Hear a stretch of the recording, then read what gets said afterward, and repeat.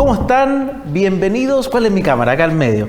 Bienvenidos a Tokenizando el futuro de las inversiones. Estos webinars, estos lives donde vamos a aprender todo lo que necesitamos para entender este lindo mundo, pero a la vez complejo porque es muy nuevo, de la tokenización. La semana pasada estuvimos hablando sobre qué es la tokenización, descubrimos un poquito que esto se va hasta años mesopotámicos, o sea, es muy antiguo el concepto como del token, pero cómo se ha ido tecnologizando en el tiempo y qué hay que saber de la estructura de un token. Pero hoy día venimos a algo súper importante que cualquiera que se meta en este mundo se lo cuestiona, que es: ¿y lo legal? ¿Esto es legal? ¿Qué pasa acá? Bueno, para eso estamos junto a una abogada extraordinaria, María Jesús Ibáñez, que nos va a hablar del estudio Filippi. Oye, no es cualquier estudio, tremendo estudio de abogado, que nos va a contar un poquito sobre qué es lo legal que tenemos que tener en cuenta en la tokenización. ¿Cómo está ahí? Bien, ¿y tú, Francisco? Muy bien, muy contento de tenerte aquí. Yo también, feliz, encantada de poder compartir algo de la sapiencia legal y de la experiencia que uno ha tenido trabajando con tokens. Perfecto. Como ustedes saben, este webinar va a contar, vamos a ver preguntas de ustedes, vamos a hablar de estos temas. Tengo siempre aquí mi celular con los torpeos, acá donde me llegan sus preguntas, donde me llegan todos, porque esto es la gracia de la tokenización. Pero vamos a ir a la primera pregunta. Yo quiero partir al callo al tiro. A ver, vamos. Hoy día, así como está la cosa, ¿se tokeniza realmente en Chile? Claro, uno puede ver que se venden tokens por todos lados. Prácticamente uno ve proyectos de tokenización desde infraestructura hasta tokenización de empresas propiamente tal. Pero la gran pregunta que me traí, que es súper importante, es pensar: oye, ¿se está tokenizando realmente? O sea, la propiedad está... Yo tengo un token que equivale a la ventana. Claro, por ejemplo, en la tokenización inmobiliaria es la típica pregunta, porque para efectos de marketing uno se encuentra con que te dicen: oye, tokeniza o cómprame este token y te haces dueño de un X metro cuadrado en la comuna de tanto. Exactamente. ¿Ya? Pero la verdad es que para efectos prácticos, cuando uno empieza a hacerle zoom, hacerle doble clic a qué es lo que se está ofreciendo como producto, uno muchas veces se da cuenta de que más allá de estar tokenizando un activo, lo que te están ofreciendo no es muy distinto a las típicas formas jurídicas en las cuales estamos acostumbrados a invertir. ¿Como una SPA? Participaciones en sociedades, en Chile, en el extranjero, o participaciones en fondos. Entonces, si tú me preguntas a mí desde la perspectiva de la innovación jurídica, ¿verdaderamente estamos innovando en términos de tokens cuando solamente estamos de cierta manera aderezando o de cierta manera reconfigurando lo que es una acción en una empresa o una cuota de un fondo? Yo te diría de que probablemente no. A ver, ¿es un avance? Por supuesto que es un avance, porque nos permite de cierta manera democratizar el tipo de inversionistas que están entrando a este tipo de proyectos, ¿cierto? Entonces cumple con una parte del objetivo de lo que es la tokenización propiamente tal. Pero si estamos innovando en términos legales, probablemente no lo estamos haciendo. Estamos todavía ahí abrazando las estructuras jurídicas antiguas y que vienen, bueno, de antiguísima data. Tremendo. Mira, ahí hay un tema que yo no sabía. Normalmente uno jura que la tokenización, no sabía entre comillas, hay que actuación acá.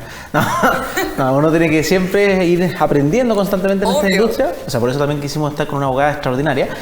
Pero el tema, uno siempre se imagina que el token es como que yo tengo, ya tengo un pedacito de algo, así como que claro, esta hoja es mi token. Sí. Pero bueno, segunda pregunta que tengo aquí en mis torpeos extraordinarios es: a ver, ¿cómo debería ser un token legalmente hablando? ¿Cómo uno debería estructurar esto? Claro, me fascinaría de que esa fuera una pregunta fácil de responder. Pero lo que pasa es que uno puede tokenizar, al final el token es una representación digital de algo, ¿cierto? Y uno puede tokenizar distintos tipos de activos. Y la respuesta a cómo tokenizarlo va a ir muy, muy, muy estrechamente relacionada del tipo de activo subyacente. ¿Qué es lo que estamos tokenizando? Porque como habíamos comentado antes, por ejemplo, la tokenización inmobiliaria es una cosa, ¿ya? Y uno dice: oye, me encantaría tener una fracción de ese terreno, ¿por qué no puedo tener una fracción de ese terreno? Y la realidad es que según la ley, etcétera, y las regulaciones chilenas, es súper difícil que tú tengas una parte de ese terreno. ¿Puede hacerse? Sí, pero con una estructura jurídica que es pesada, que es burocrática, de la cual es difícil salir de ahí, poder transferir una cuota sobre el mismo. Entonces, si bien uno podría hacerlo, es difícil en la práctica porque tenemos que recurrir de nuevo a estructuras jurídicas muy antiguas, ¿ya? Entonces, ¿cuál es el desafío con los tokens? Y esto te lo digo para la mayoría de los tokens de proyectos de infraestructura. Tokens lovers. Tokens lovers. Como podría ser un proyecto, no tengo idea, de un parque de energía renovable, o que podría ser, no sé, una tokenización de una desaladora, una tokenización de un inmueble. Lo que generalmente se trata de hacer, y no digo que esta sea la fórmula exclusiva, pero algo que ha agarrado más popularidad con el tiempo, es tokenizar el flujo. ¿Ya? Y yo sé que para algunos dicen como flujo, concepto financiero. Ya me estáis hablando en chino. Claro, me estáis hablando en chino. Pero básicamente lo que se tokeniza, en vez de tokenizarte el activo, es que uno tiene un derecho a la rentabilidad de ese activo. ¿Ya? Y esa rentabilidad puede ser por el lado, volvamos al ejemplo del inmueble, por el lado de yo tener un derecho a las rentas del arrendamiento de ese inmueble. O yo tener derecho al upside en la venta de ese inmueble si es que en el futuro se llega a vender. Entonces eso es algo que jurídicamente probablemente es lo que nosotros llamamos un contrato innominado, que es un contrato que no existe, que no está como en nuestros códigos a los cuales siempre recurrimos, pero ha sido la alternativa más factible, digamos, para tokenizar activos que en sí son no susceptibles de partirse en varios pedacitos. Ya, pero ahí me entra al tiro una segunda pregunta, porque es como muchas ya... preguntas. Sí, pues, hay varias, pero... muchísimas preguntas. No, sí, pero una que se me vino al tiro cuando me decía, oye, estoy tokenizando un flujo, pero ¿qué es lo que me resguarda a mí entonces como inversionista legalmente? Porque digo, mira, ya, bacán, no tengo el pedazo del activo subyacente que uno podría decir, porque no sé, por una SPA uno sabe que tiene un pedacito de la tierra, no sabes cuál porque se dividen todas las acciones, claro. Pero acá tú me estás diciendo, no, acá no tienes un pedacito de la tierra, sino que tú tienes un pedacito de los flujos que genera esa tierra. ¿Qué me resguarda a mí legalmente como inversionista en este tipo de casos? ¿Qué le tendría que exigir en el fondo a la empresa de tokens? Un abogado bueno, ¿ya? Yo creo que es capaz de poder ofrecerte un token muy, muy, muy robusto y que proteja los intereses de los inversionistas, ¿ya? Y proteger los intereses de los inversionistas pasa, por un lado, por cuidarlo de sus enemigos mortales más comunes, que por ejemplo, si yo me meto a un token que es un flujo en una sociedad inmobiliaria, probablemente yo voy a tener que resguardar los intereses de ese inversionista versus los accionistas de esa sociedad, porque esa sociedad va a tener que sí o sí existir, ¿ya? O versus otros acreedores de esa sociedad, que puede que no sea un banco, pero se nos olvida que en la vida diaria hay otros acreedores, como puede ser el fisco, los proveedores, los empleados, etc. ¿Ya? Entonces, un trabajo que uno puede hacer legalmente bastante bien, en mi opinión, es hacer el token robusto desde la perspectiva de proteger los intereses de esos inversionistas. Y la otra cosa que uno puede hacer legalmente bastante bien es poner un control de flujo, ¿ya? Que básicamente es poner una barrera, así como un peaje, de entrada y de salida a cada peso que salga de ese proyecto, porque al final del día tú tenías un derecho sobre el flujo, protejamos el flujo. Y eso se puede hacer también. Se puede hacer mediante protocolos de gastos o desembolso autorizados, eso puede estar materializado en un smart contract, o también puede hacerse con cuentas escrow, donde uno manda a un tercero, por ejemplo, un banco, a decirle, oye, autoriza ese desembolso, o no autorices ese desembolso porque no está dentro del protocolo o marco que predefinimos. Y eso se puede hacer bastante bien desde la perspectiva legal, como Perfecto. hacer un token robusto. Pero ahí me salgo un poquito de mi torpeo. Obvio. Porque esta parte me quedó una duda súper interesante acá. Se hace algo robusto, pero llegar al extremo, por ejemplo, de que yo como dueño de un token pueda frenar el flujo del dinero de ese token. Eventualmente podría hacerlo, y es algo que uno ve en los sistemas de tokenización en otras jurisdicciones, que se usan controles de cuenta, que eso generalmente es una pauta de ingresos autorizados, ingresos no autorizados, protocolo para salida, ingreso y egreso de dinero, que es algo que empiezan a requerir los inversionistas más sofisticados en tokens. Ahora, Francisco, yo creo que acá el mayor riesgo con los tokens, y que no podemos perderlo de vista nunca, es que, al menos en mi opinión, los tokens tienen que ser como los aviones, ¿ya?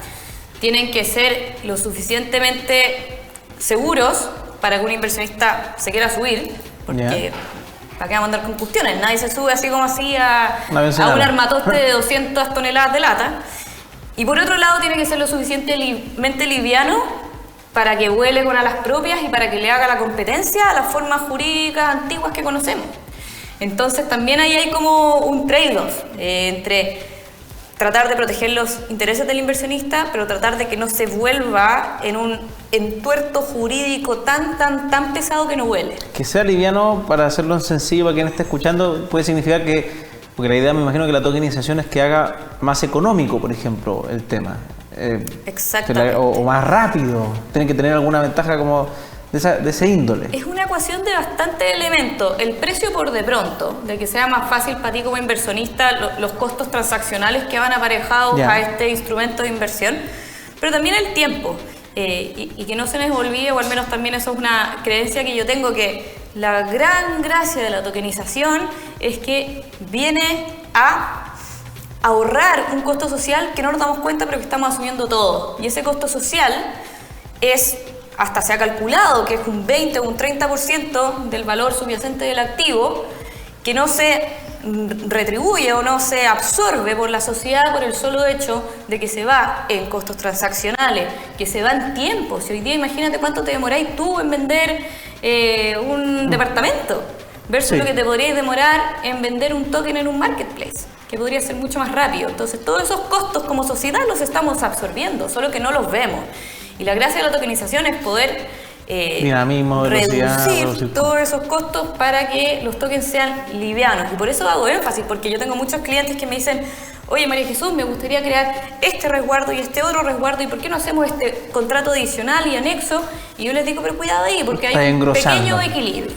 Ya, perfecto. Mira, y acá, esta sí que está buena. Me dijeron, en el mundo inmobiliario, porque ya lo hemos mencionado, pero ¿qué dificultades estáis viendo hoy día justamente para el escenario inmobiliario con la tokenización? Que nos compete, yo sé que aquí la idea es hablar de todo, tokenización como en general, pero obviamente nuestros amigos, ahí está mi mano ahí con el logo, nuestros amigos de Vive tu Barrio son una inmobiliaria. Entonces me encantaría saber un poquito cómo empieza esta cuesta arriba o más plana en el mundo inmobiliario en la tokenización.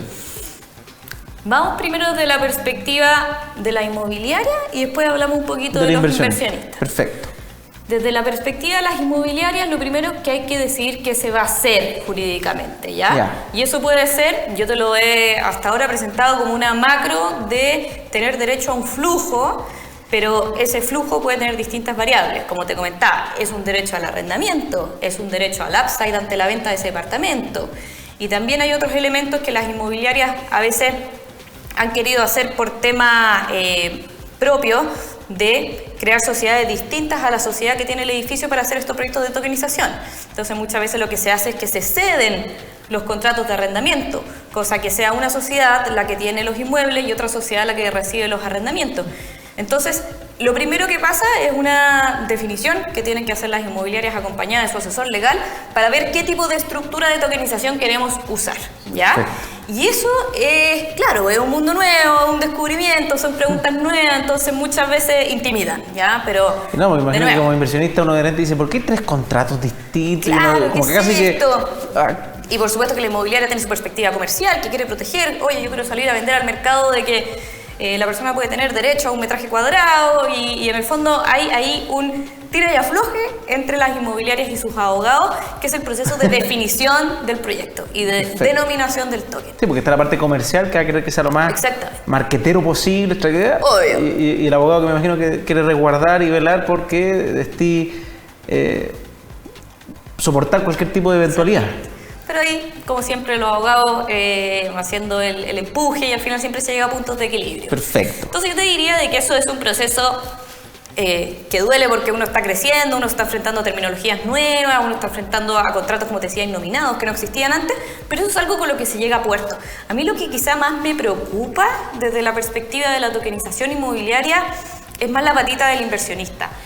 ¿Y por qué? Porque yo veo de que a pesar de que uno le pueda ofrecer todos los resguardos jurídicos legales a los inversionistas todavía sienten un poco de falta de confianza en invertir en tokens y en particularmente en tokens que representan activos comunes, como podría ser un token inmobiliario, que es algo como súper robusto. ¿Y por qué lo veo? O seamos bien frontales. Si uno ve hoy día los tokens que se ofrecen en el mercado, son muchos tokens de que, por ejemplo, traen asociadas pólizas de seguro de fiel cumplimiento. Sí. Lo cual es increíble para el inversionista, porque en el fondo se queda más tranquilo. Pero lo que muchas veces el inversionista no ve es que eso tiene un costo, ¿cierto? Nosotros estamos, de cierta manera, estamos perdiendo cierta parte de la rentabilidad por traer a un tercero, de nuevo, a nuestro token, que en este caso es la compañía aseguradora, etc. ¿Ya? Entonces, otro costo transaccional, cuando nosotros queremos hacer nuestro token más liviano. Pero es algo que al final del día nos están pidiendo los inversionistas. Hoy día, ojalá en el futuro no nos lo como piden. que ven seguridad y no le ven la seguridad a la estructura en sí mismo, piden que entre un tercero a resguardarme esta resguardar eso, y eso se hace mediante pólizas de fiel cumplimiento, o también otro instrumento que se está usando harto en el mercado es métete a mi proyecto con el token y yo, tokenizador o yo, inmobiliaria, te recompro el token si tú no estás contento dentro del primer año. ¿Eso sirve para liquidez? Sí, sirve también para hacer un control de liquidez, pero de cierta manera también es una forma, al menos como yo lo interpreto, de decir del inversionista de no estoy 100% confiado en lo que este token significa. Y yo creo que eso pues, es un tema cultural, jurídicamente no lo vamos a poder regular mucho, pero yo creo que como sociedad y los organismos regulatorios y todo estamos bastante alineados en que ojalá hacer que este nuevo producto de inversión exista y sea exitoso. Esto me recuerda, es como la retrocompra. Hay otro producto que no es de tokens, pero en el mundo inmobiliario existía, no sé, bodegas y estacionamiento donde tú comprabas con la promesa de que ellos te iban a recomprar si es que tú no querías en un año más. A un precio definido el día 0, día 1, básicamente, que no tenía mucho crecimiento, pero tú te asegurabas que por lo menos te iba a ir con lo mismo, una cosa así. Claro, esto es parecido, sí. Nada, es interesante. Y acá van a llegar pronto las preguntas. Recuerden, todos los que estén acá en el vivo, vayan preguntando, aprovechen porque está muy entretenida la conversa. No siempre tenemos a alguien del estudio Filippi ahí para poder hacer las preguntas. Aprovechen. Estas son instancias que siempre hay que aprovechar. Y después, obviamente, esto va a quedar subido en el canal de YouTube. No te olvides suscribirte para que después puedas ver los nuevos capítulos que van a ir sacando y cuando se venga la revolución en tokenización. Sí, pero vuelta a la esquina. Mira, ¿tú cómo ves que se quedan tranquilos? Lo dijiste con las pólizas, pero aquí, ¿cuál es el riesgo regulatorio de esto hoy día? Ya, eso es una buenísima pregunta, porque hasta ahora hemos estado hablando de cómo hacer un token robusto desde la perspectiva legal, sí, pero no hemos saltado un poco todas estas autoridades que uno siempre habla de la CMF, macro supervigilantes que están básicamente asediando y vigilando cada paso, ¿ya? Sí, pues. Yo te diría que estamos ante una autoridad regulatoria que está disponible a aprender y a conocer sobre los procesos de tokenización, y eso lo ha estado demostrando desde la ley FinTech en adelante. Entiendo que las empresas de tokens en estilo entran en la ley FinTech. Podrían considerarse si tú tenías un marketplace, un sistema alternativo de transacciones. Ya, como un exchange. Pero es regulación liviana, ¿ya? Uno piensa que regulación es el todo o nada, pero no. La verdad es que la ley FinTech vino a introducir como niveles de regulación y esto sería una regulación media-baja, entonces no es algo como que podría impedir tu modelo de negocio. Pero sí, hay una cosa que es más antigua que la ley FinTech. Uno piensa que como que las amenazas llegaron con la ley FinTech, más no, han existido desde siempre, ¿ya? Y estas son regulaciones que están en la ley, básicamente, de mercado de valores, y que te dice que si un producto, sea cual sea, es un valor de oferta pública, eso ya entra en un saco de regulación mucho más intenso. El más intenso probablemente de los rangos de regulación que existen. Entonces, siempre un buen abogado, no solamente el abogado que te ayuda a hacer un token robusto de la perspectiva legal, sino que es un abogado que tiene siempre en miras cómo evitar caer en esa calificación, ¿ya? Y esta es una calificación que lamentablemente, me encantaría decirles que no es así, pero lamentablemente es un poco abstracta. Entonces, tiene algunos elementos, no les quiero dar la lata con legularismos, pero básicamente tiene unos criterios que son de abstracción propiamente tal, de determinar si el token es o no abstracto. Autonomía, determinar o no si el token es por sí mismo un elemento, producto, contrato autónomo, y transferibilidad, ¿ya? Que se pueda transferir.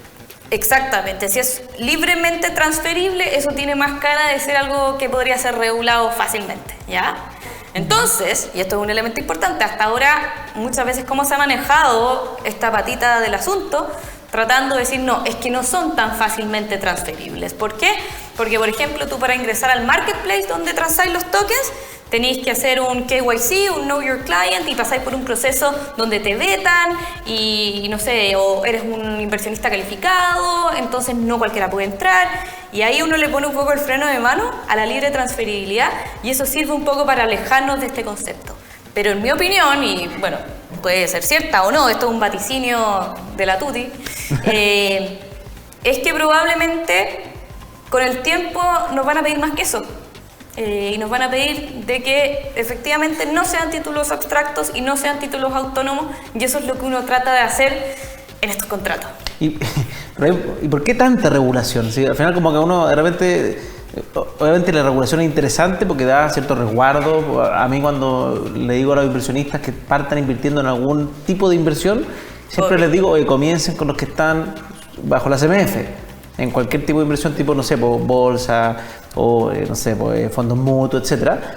Pero a veces la regulación se va al extremo y es como que las empresas o los emprendimientos dicen, no nos dejan ser. ¿Por qué es tan importante este tema?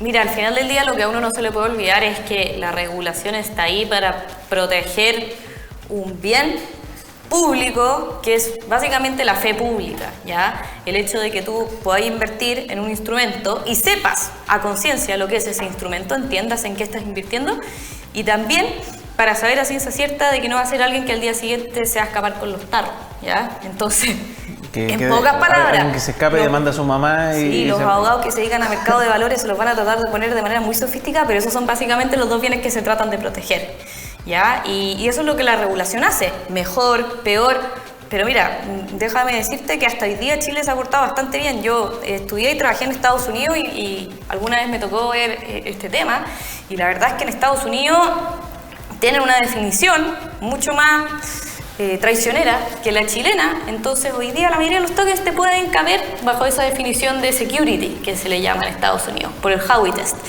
Entonces, tú decís, María Jesús, entonces no se tokeniza en Estados Unidos. Sí, se tokeniza, lo que pasa es que se usan puertas de salida, pero el punto de partida en regulación, por ejemplo, americana, es que esto es probablemente un security y por lo tanto debería estar sujeto a la regulación más extrema y macro, que es como la que tenemos acá en Chile cuando te digo que calificamos como valores.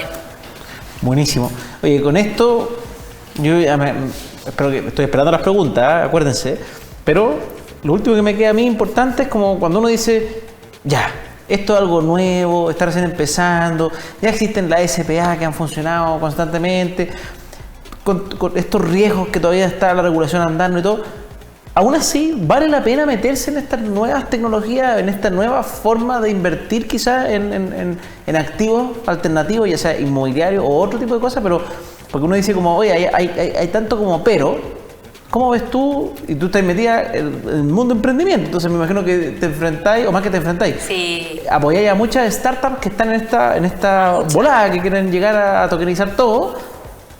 ¿Cuáles son como sí, que sigan así? ¿O? Mira, mi consejo profesional es siempre tomar riesgos controlados, y yo creo que si uno jurídicamente hace bien las cosas, los riesgos son bastante conocidos, y si algún día llega una fiscalización, uno puede decir, oye, mira, yo tengo este contrato que me permiten decir que requisito A, B y C no se cumple, etcétera, etcétera. Entonces yo creo que desde la perspectiva de, por ejemplo, las inmobiliarias o los tokenizadores, eso es algo que se puede proteger bastante bien, y obvio que uno tiene que tomar riesgos. Si en el fondo, imagínate si nos hubieran dicho, y acá no quiero hacer propaganda a nadie, pero si nos hubieran dicho que estábamos absolutamente locos por ponerle plata a Fintual todos los meses hace 5 años.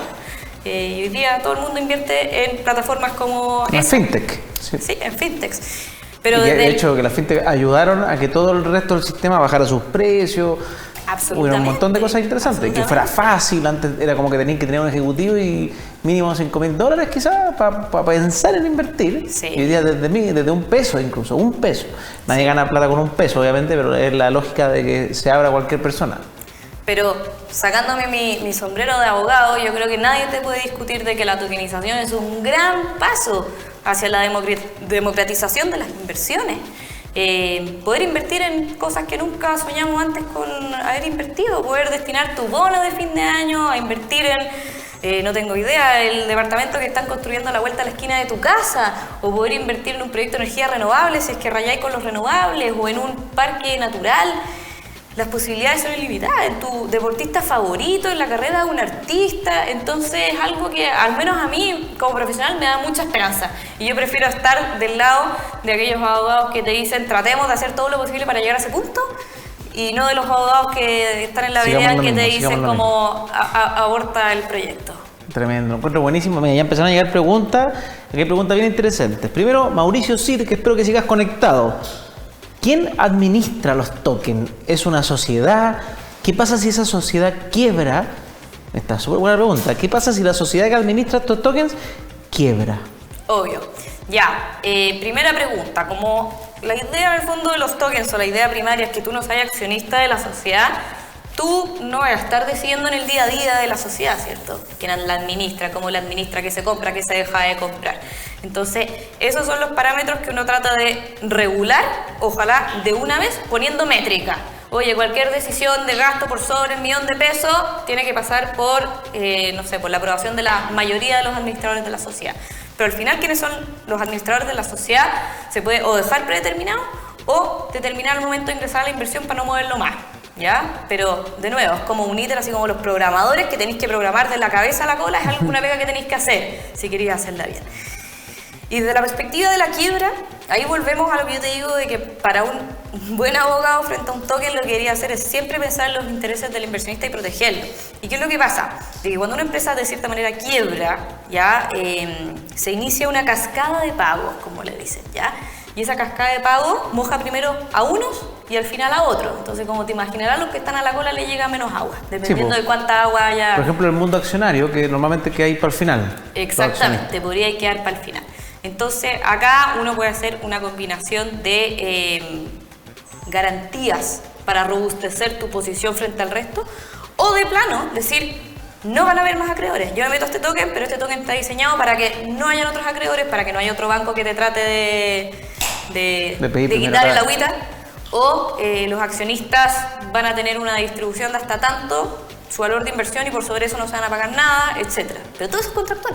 O sea, la parte... Es pega muy entretenida. Sí, mira, siempre los abogados tienen pega, eso es lo que dicen siempre. Pero para mí no, en este mundo nuevo que estamos hablando de la tokenización, hay harta pega. Pero para decirte el concepto previamente tal, hay que controlar la cadena de pagos. Y eso es algo que se tiene que hacer el día 1. Ya, o sea, uno debiese por lo menos interesarse, quizás preguntarlo cuando va a comprar el token, como, oye, pregunta básica de token, ¿ah? No, una pregunta, oye, ¿dónde estoy en la cascada de pago? ¿Dónde estoy? ¿Qué pasa si quiebra esto? ¿Dónde llego yo? ¿Le pagan primero a los accionistas mayoritarios? ¿Le pagan primero al banco? ¿Le pagan a mí? ¿O todos por igual? Claro, oye, ¿hay alguna restricción para que haya otra deuda? Porque ¿cómo sé yo que no se me va a meter adelante en esta cascada de pago? De todas maneras, mira, muy buena, aquí viene la muela, me siguen, segunda pregunta. Nelson Torres, atento aquí, te quiero atento, te espero comentando y gracias ahí, suscribir. ¿La ley tiene soporte en la legislación británica, americana, sueca? No, te diría que es bien independiente de esas tres legislaciones, pero yo creo que en términos de qué país ha avanzado mucho en crear protocolos y todo, yo te diría que Suiza es un país donde uno mira harto, ¿ya? Yeah. Porque como son, no quiero decir algo que suene como un estigma, pero como son bien mateos, digamos, ellos han hecho protocolos y han armado borradores macro de contratos, entonces ellos son un gran aprendizaje para efectos de lo que a nosotros en Chile nos gustaría hacer en términos de tokenización.